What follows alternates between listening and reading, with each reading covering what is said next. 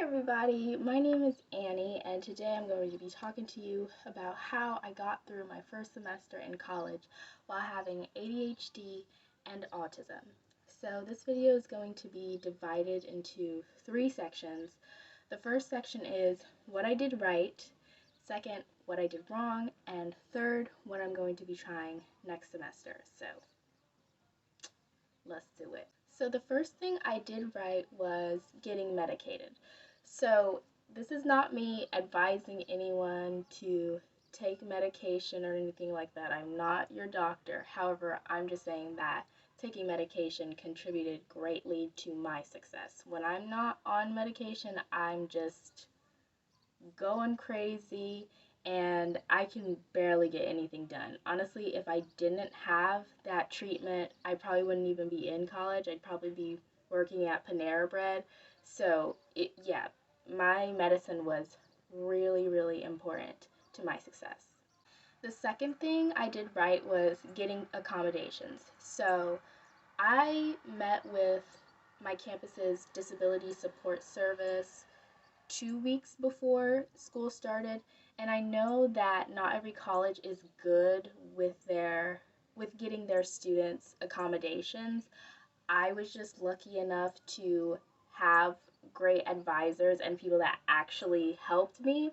So the accommodations I got was extended deadlines, um, extended test taking time, taking tests in an area with no distractions and that's quiet, meaning I would go to the testing center in my school instead of taking the test in the classroom. And then the last one was scheduled breaks. So in college, you can walk out of class anytime you want to. Um, I know that some professors are more strict about that, and they might be the type of professor to kick you out if you're not paying attention, or if you leave, you can't come back, or something like that. But my professors were not like that. So, sometimes when it was just too much for me, I just take a break, take a walk, and then come back to class with my brain kind of like refreshed. So the third thing I did right was taking a class specifically for my major along with general education classes. So me, I am not as passionate about general education classes um, because some of them I find to not be valuable to the career I want. And so just think about that. If I already don't like the class and I don't think it's going to be useful, it's going to be so hard for me to get through it. And so I needed that motivation from my class I was actually passionate about to get through the other classes. And also, it helped me learn that the classes I thought weren't going to be valuable were actually very valuable to me. And I was like, oh, wait, I can apply this to the career I want. So that was really helpful. The fourth thing I did right was scheduling appointments with my mentor and my therapist. So I'm part of a program, it's called the First in My Family program for people who are the first in their family to go to college. And basically you're with other people who are also the first in their family, and you have coaches and mentors helping you get through college and telling you things that someone who in your family had already gone to college might have told you, if you weren't the first person in your family to go to college. And so I had a mentor that I had just one-on-one meetings with every single month, and it really helped me to talk about the things that stressed me. And I was there were many times where I got behind on work because of my anxiety. And one of the ways my autism impacts me is that I have extreme perfectionism, and I'm also afraid to ask for help because I have rejection sensitivity, which a lot of people with autism have, where it's like you're afraid of hearing the word no.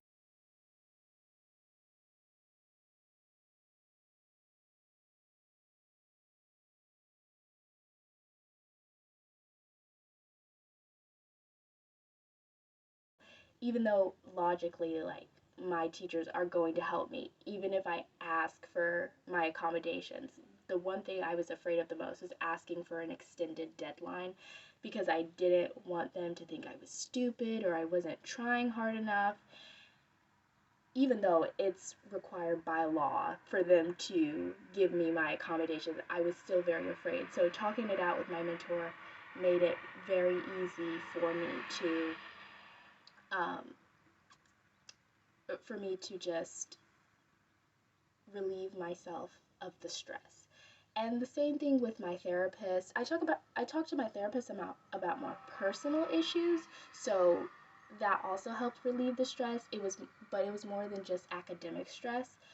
It was just stress from everyday life, and stress from everyday life does impact how I do in school.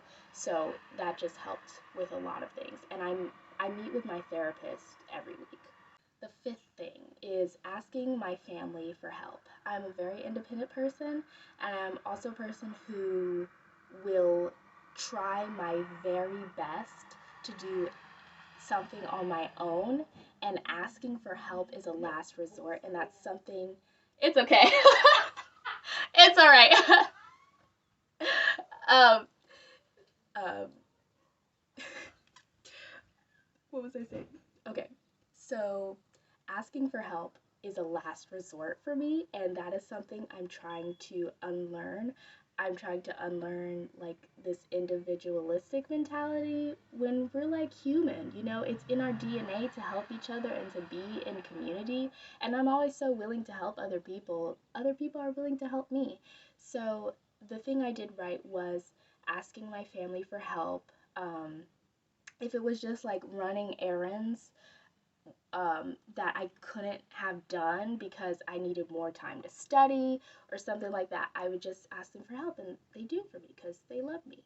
I feel like I could have asked them for help more, so I'm gonna definitely push myself to ask my family for help more next semester. Okay, sixth thing, having a group chat with my classmates. Not only was I in the group chat, but I started the group chats, which was a big feat for me because the rejection I faced because of my autism, the social rejection I faced, caused me to be very timid during high school. So I am becoming a lot more outgoing and sociable now that I'm in college. So what was I gonna say? I feel that having a group chat makes it a lot easier, especially if you're like me and you have autism, you have rejection sensitivity. It can make it easier to ask questions about things because just having peers give you advice and tell you things, it feels less intimidating than asking your professor because it's like we're on the same level. And then when you talk about it, when you talk about the struggles you're going through in the class, you find out, oh, I'm not the only one. I'm not crazy for struggling with this. That's what really happened in my group chats. And also, sometimes you might want to ask a question. Um, and if you ask your teacher, it might make your teacher think like, oh, you weren't paying attention in class, you weren't taking notes because I said this in class, right? But if you just ask your peer, it isn't that fear, you know what I mean? Okay, the seventh and last thing that I did right was staying at school after class as long as I could to do my work.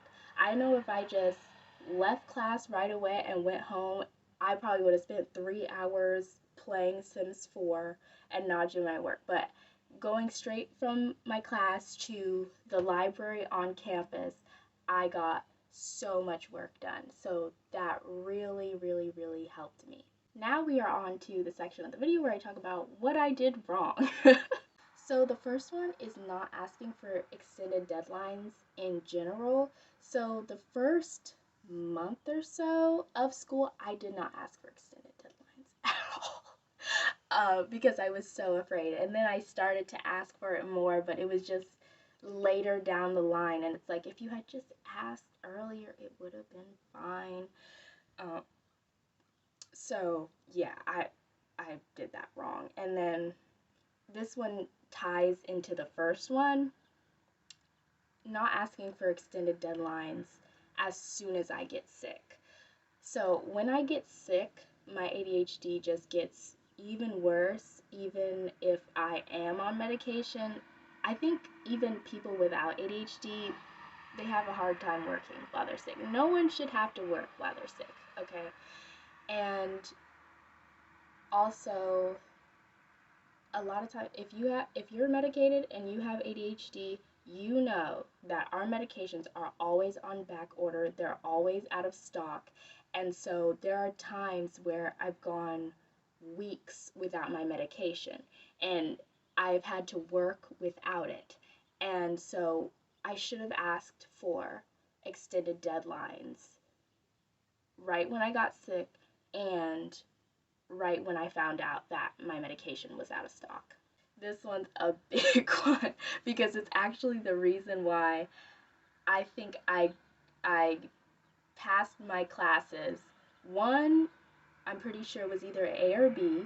That was the class that I was really loved, and then the next one was a C, and the other one was a D. Okay, and the mistake that I made was taking 3 classes. I, at first, before I met with disability support services, I was actually planning to take 5 classes because I thought, oh, I can be a full-time student. No. So my advisor told me, actually just try 3 classes. And I tried 3 classes, didn't go well. That was my mistake. But I wouldn't have known how many classes to take if I didn't try it. So it's a mistake, but it's a good mistake. Here's what I'm trying next semester. So next semester, obviously, I'm going to only do 2 classes. Um, and that's that. And I think I will be able to manage it because I took 3 classes, but I had 2 at the beginning of the semester, and then that third one began later in the semester, and that's when everything started to go downhill. So I know I can handle 2 classes. And then, like I mentioned before, just asking for extended deadlines earlier, and then all the things I mentioned that I did right, I'm going to continue to do next semester. So I hope this helped you, and I hope you found it inspiring because I know that being neurodivergent, we can get very discouraged, whether it's, we feel like we fail socially, we fail academically, we can overcome those things and we can manage uh, living with these conditions. So yeah, that's the end of this video. I hope you enjoyed it. Thanks for watching.